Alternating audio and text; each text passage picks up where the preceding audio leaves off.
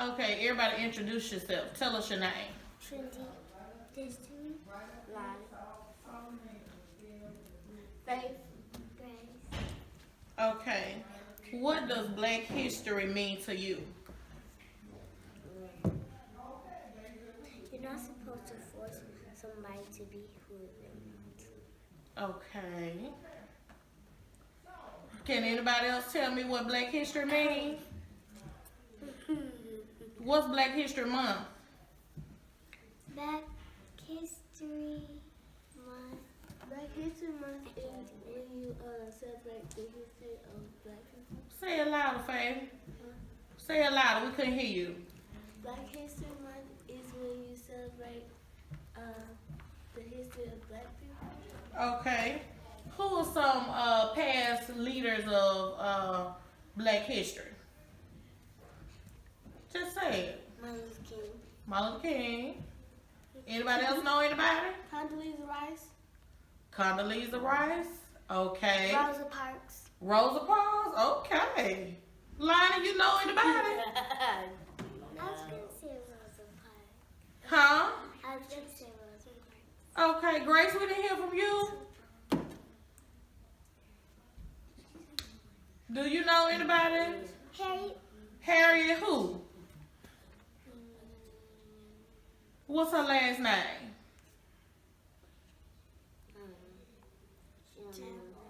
Harriet Tubman. Harriet Tubman. Okay. Grace, you know somebody? Okay. No. Who are some current people who lead the civil rights movement? Some people today. Gabby Douglas. Gabby Douglas? Okay. Who else? Do you know of any strong Black people that are out in the public that talk about Black history, civil rights? Yeah. Who?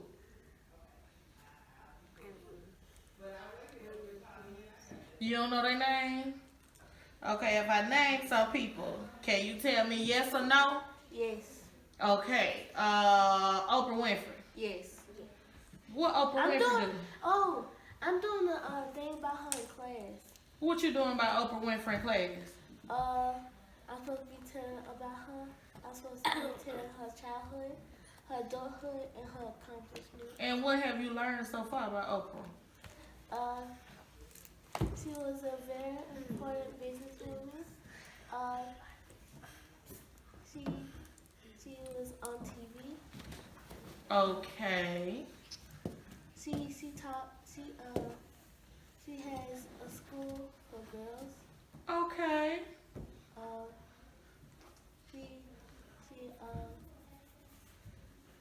She gives some of her money to charities. Okay. Now let's see another person. What about Al Sharpton? Do y'all know who he is? Okay. Okay. Rosa Parks. Rosa Parks. What did Rosa Parks do?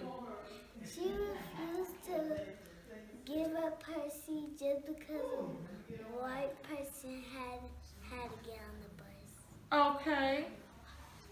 Anybody else know of any other Black people who did something during civil rights? No. Somebody mentioned Martin Luther King. What did Martin Luther King do? He did not like how white people could get the good houses and Black people could get the not good houses. Okay, Grace.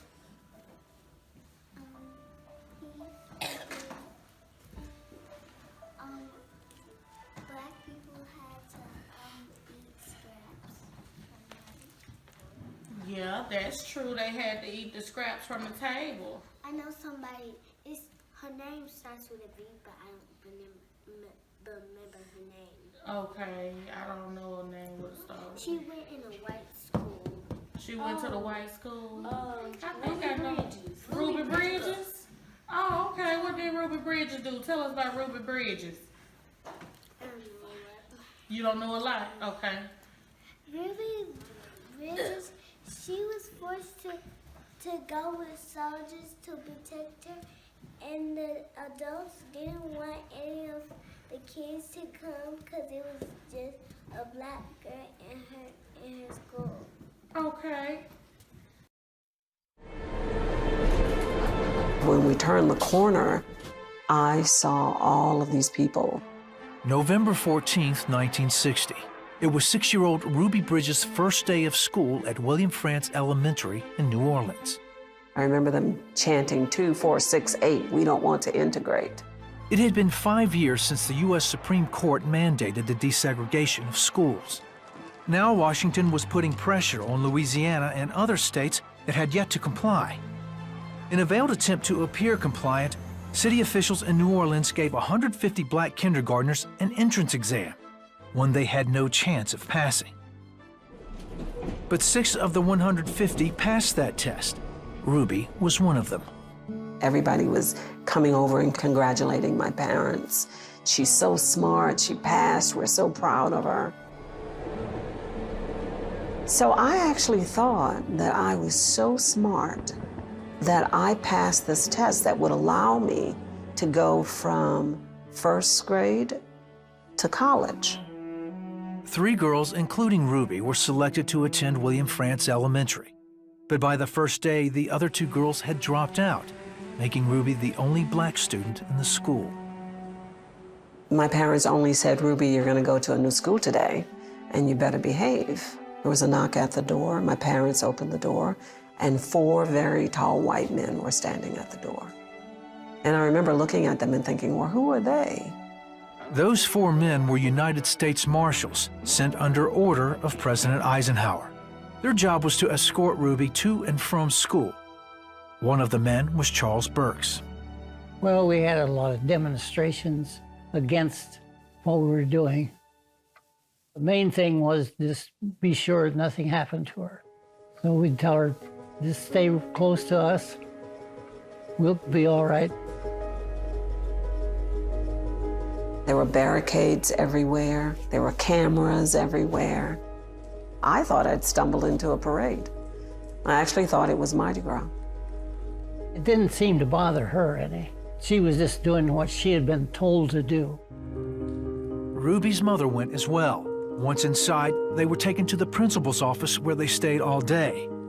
There, they watched white parents scramble in and out of classrooms, taking their children out of school. 500 kids walked out of school that day. And I didn't know what was going on because nobody explained anything to me. Finally, the bell rang and someone came into the office and they said, school is dismissed. You can leave. And I remember sitting there and thinking, wow, college is easy. By the next day, the crowds had doubled. And they kept pointing at me and shouting. They kept saying, we're going to poison her. We're going to hang her. I was in favor of what we were doing. I knew what we were doing was right, and we were going to make sure it happened. This time, Ruby was taken to a classroom. I remember looking into that classroom, and all I saw was empty desk. I didn't see one child. But there was one person there, her teacher, Barbara Henry. Coming from Boston, she was the only one willing to teach Ruby. I remember looking at her and thinking, she's white. I'd never seen a white teacher before. She looked exactly like the people outside. She wasn't. I always say that she showed me her heart. The following week, students started to return. But the principal confined Ruby to her classroom and didn't allow her to play outside or eat in the cafeteria. I remember going to the back of the classroom to sharpen my pencil, and you could look onto the playground. There was these huge oak trees, swings and slides and basketball goals. And I kept thinking as I sharpened my pencil, where are the kids? By the end of the school year, the protests had disbanded, and Ruby was finally allowed to meet the other children. I finally found them, you know, and I was so excited. So I went in to play with them. this little boy looked at me and he said, "I can't play with you. My mom said not to play with you because you're a nigger." So that's what this is about. It's not Mardi Gras, and this isn't college. It's about me. It's about me and the way I look and the color of my skin. And in my mind, that was okay. Yes, he hurt my feelings, but I wasn't angry with him because I felt like he was explaining to me why he couldn't play with me. If my parents said, "Ruby, don't play with him. He's Asian, Hispanic, Indian, Muslim, white, mixed race, Jewish, gay," I would not have played with him. I didn't feel like there was anything for me to forgive. The fact that in my mind, he was explaining to me and that I would have done the same thing. It wasn't like I was angry with him, so there was nothing there to forgive. The fact that when I passed the crowd, I thought it was Mardi Gras, there was nothing there for me to forgive. Ruby returned the following year. She had a new teacher and a room full of classmates. She went on to attend an integrated high school and eventually graduated from Kansas City Business School with a degree in travel and tourism. And when she married and began raising a family, she taught her children to rely on God. She always falls on her faith, and she makes sure that you do so as well. So it doesn't matter what you go through, doesn't matter who hates you, who dislikes you. As long as you have that faith and that relationship with God, you're fine. Ruby returned to William Frantz Elementary in 1993 when she enrolled her 4 nieces. She witnessed the same racism she had seen as a little girl. So to build bridges between the races, she volunteered as a parent liaison and established an after-school multicultural art club. Soon after, she launched the Ruby Bridges Foundation and began sharing her story with students all over the U.S. I see hope that most of us don't see. I'm in schools every day. I am so humbled by the way my story moves kids. It's so simple. How Mrs. Henry didn't judge me. How all I wanted was a friend. Kids get that, they understand that. Our kids know nothing about racism. It's us as adults. We take racism and we pass it on to our kids. And that's why it's still around. Each and every one of us come into the world with a clean heart. I believe that if we are going to get past our racial differences, even today, it's going to come from our kids. It's been over 55 years since Ruby walked up those steps and took her place in history. Today, her legacy continues to make a difference. I was happy to see what she did because I knew it could be done. I've always told Ruby that, and I'm glad I was there, able to have something to do with it. To have equality, it takes someone with courage to make that change so that we can come together. And you have to have a great, faithful foundation to stand up for something that you truly believe. My superhero, she does that every day. Out of the commandments, if you could only keep one, the one you should keep is love thy neighbor. When you look at the protests for Ferguson and Eric Garner, what do you say about that?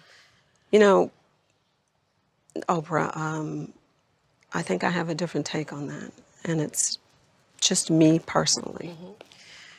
I so sympathize with the Brown family, Trayvon Martin's family. Because your own son was shot. So I understand what that pain is like for them.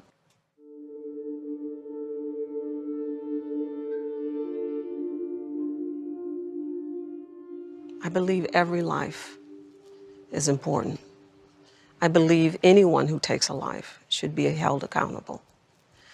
I believe that if we are to be true to Dr. King's legacy, we should be marching in the streets, but we should be marching in the streets for all the violence that is happening across the country. Black on black crime as well. Black on black crime, the police, and I totally agree that there's definitely a pattern there, because when you of unarmed black men being shot. absolutely, when you think about how a person can jump the fence of the White House, run all the way across the lawn, get inside, travel 2 or 3 rooms, and not be shot, then how can these unarmed black men be shot down? There's definitely something there. But I believe that we all need to take to the streets.